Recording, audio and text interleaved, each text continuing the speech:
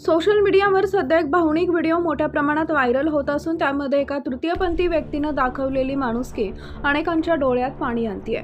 ट्रेनमधील हा प्रसंग पाहून अनेकांनी खरी श्रीमंती पैशात नसून मनात असते अशा भावना व्यक्त केल्यात। व्हायरल होत असलेल्या व्हिडिओनुसार एक तरुण कामाच्या शोधात दिल्लीकडे रेल्वेनं प्रवास करत होता। त्याची आर्थिक परिस्थिती अत्यंत हलाखीची असल्याचं दिसून येत होते। दरम्यान ट्रेनमध्ये नेहमीप्रमाणे काही व्यक्ती प्रवाशांकडून पैसे मागत होते।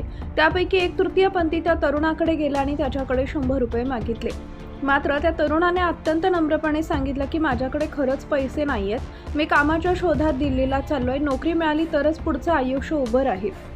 सुरुवातीला तृतीयपंथी व्यक्तीने त्याच्याकडे पुन्हा 100 रुपयांची मागणी केली, पण तरुणाच्या डोळ्यात आलेले अश्रू आणि त्याची असह्य अवस्था पाहून त्या व्यक्तीचं मन हेलावलं। क्षणाचाही विलंब न लावता त्या तृतीयपंथी व्यक्तीने स्वतःच्या जवळ असलेले सर्व पैसे त्या तरुणाच्या हातात ठेवले। एवढेच नाही तर हे पैसे ठेव, तुझ्या कामी येतील, मेहनत कर आणि आयुष्यात मोठा हो, अशा शब्दात त्याला धीरही दिला। हा प्रसंग पाहून ट्रेनमधील इतर प्रवासीही भावुक झाले।